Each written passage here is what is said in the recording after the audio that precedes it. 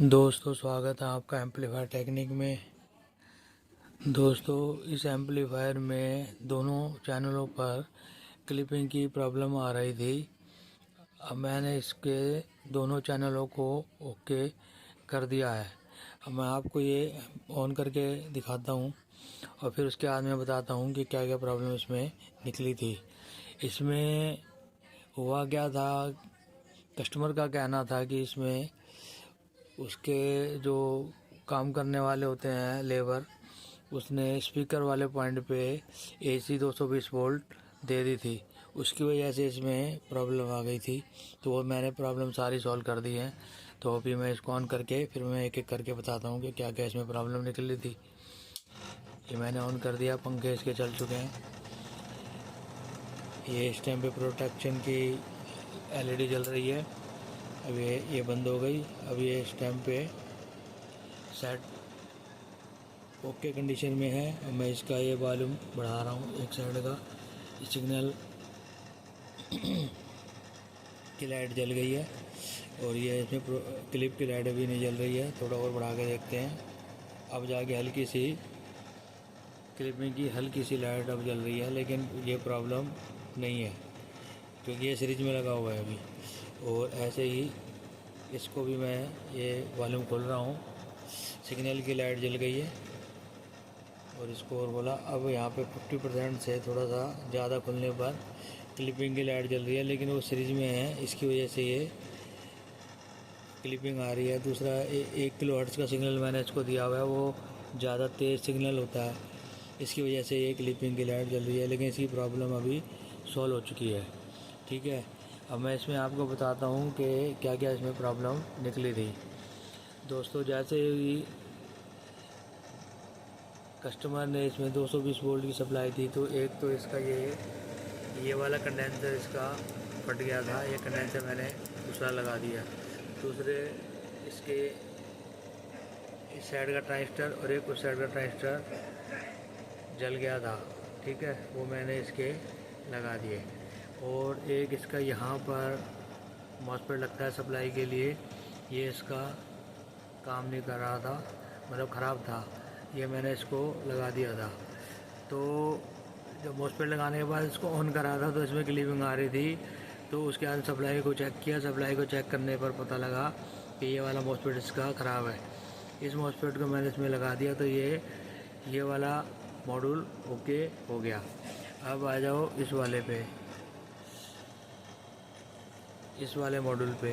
इस वाले मॉड्यूल में भी एक ये ट्रांजिस्टर, एक इधर का ट्रांजिस्टर, ये दोनों शॉर्ट निकले थे, दोनों लगा दिए थे। उसके बाद में इसमें क्लिपिंग की लाइट जल रही थी। उसके लिए प्रॉब्लम क्या थी, अच्छा एक और इसके मॉसफेट भी ख़राब निकले थे ये, और एक ये डायोड भी, दोनों ख़राब थे। और उस साइड के भी दोनों मॉसफेट ख़राब थे और एक डायोड ख़राब निकला था। ये सब डालने के बाद भी इसमें वॉल्यूम खोलने पर क्लिपिंग आ रही थी। क्लिपिंग आने का कारण क्या था कि जैसे हम इसकी वॉल्यूम को बढ़ाते थे तो इसमें नेगेटिव जो वोल्टेज होती थी, नेगेटिव वो बढ़ती नहीं थी, वहीं रहती थी। और जो पॉजिटिव साइड की सप्लाई होती थी वो बढ़ती थी, कुछ परसेंट तक बढ़ती थी, फिर रुक जाती थी, क्योंकि नेगेटिव साइड की बिल्कुल भी नहीं बढ़ रही थी इस वजह से। तो इसके में मैंने कुछ खोजबीन करी है, इसका सर्किट मेरे पास नहीं था। इसमें ये नहीं पता था कि कहाँ पे सिग्नल आ रहा है और किस तरीके से इसको ये सप्लाई को बराबर करेगा। उसके लिए मैंने ये जो है इसकी जो ये जो प्लेट है ये वाली, इसकी फ़ोटोस्टेट निकाली। ये फ़ोटोस्टेट निकालने के बाद में इसमें पता लगाया कि क्या क्या चीज़, क्योंकि ये इतना बारीक है, इसको ट्रेस करना बहुत मुश्किल है, कहाँ पे क्या जा रहा है कुछ पता नहीं लग रहा। ठीक है, तो मैंने इसकी फ़ोटोस्टेट निकाली और फिर मैंने ये पता लगाया कि ये यहाँ से इस पर का प्रिंट कहाँ जा रहा है। इसका प्रिंट जा रहा है, ये मैंने जहाँ जहाँ जा रहा वहाँ मैं ये लाइनिंग खींचता गया। उससे मेरे को ये पता चला कि कहाँ से कहाँ इसका सिग्नल जा रहा है या वोल्टेज सप्लाई जा रही है। इस तरीके से मैंने इस फॉल्ट को ओके करा। तो इसमें प्रॉब्लम क्या निकली थी मैं आपको बता देता हूँ। एक तो ये है कि जैसे कि ये वाला जो है ये पॉजिटिव लो सप्लाई के लिए है ये वाला, और ये वाला जो है नेगेटिव सप्लाई के लिए है। ये वाला नेगेटिव सप्लाई के लिए है। मतलब एक ही प्लेट में ये वाला जो है पॉजिटिव सप्लाई के लिए लगा हुआ है और ये वाला आईसी लगा हुआ है नेगेटिव सप्लाई के लिए। मैं ये समझ रहा था कि इस साइड का है तो ये प्लेट नेगेटिव साइड के लिए काम कर रही है, पॉजिटिव साइड के लिए काम कर रही है, और वो वाली साइड नेगेटिव है तो ये वाली प्लेट नेगेटिव के लिए काम कर रही है। लेकिन ट्रेस करने पे पता लगा कि ये वाला तो आईसी पॉजिटिव के लिए काम कर रहा है और ये वाला आईसी जो है नेगेटिव के लिए काम कर रहा है। ये कैसे पता लगा? जब मैंने इसको फोटो स्टेट कराया तो इस जगह पे MEFT ये लिखा हुआ है नेगेटिव, ये नेगेटिव लिखा हुआ है। तो इसको ट्रेस करने पे पता लगा कि ये जो पॉइंट है ये मॉसफेट के गेट पे जा रहा है नेगेटिव वाली साइड पे, ठीक है। और ये वाला जो है ये मॉसफेट के गेट पे जा रहा है पॉजिटिव वाली साइड पे। तो ये फ़ोटो स्टेट कराने के बाद मेरे को आइडिया लगा कि ये पॉजिटिव साइड का आईसी है और ये नेगेटिव साइड का आईसी है। फिर इसको मैंने चेक किया कि कहाँ पे क्या जा रहा है। चेक करने से पता लगा कि इसका जो यहाँ पे जो ये ट्रांजिस्टर लगे हुए हैं, ये जो ट्रांजिस्टर लगे हुए हैं यहाँ पर ये वाले, ये ट्रांजिस्टर जो है इससे एक रेजिस्टेंस लगती है 56 ओम की या 51 ओम की एक रेजिस्टेंस लगती है इसके गेट से।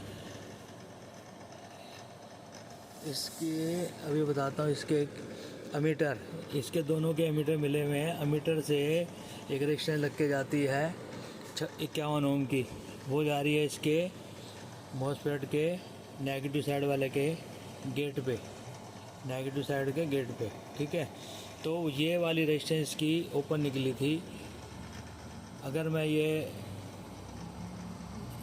इसको फोटो स्टेट नहीं कराता तो मैं ट्रेस नहीं कर पाता तो ये प्रॉब्लम मेरे हाथ में नहीं आती।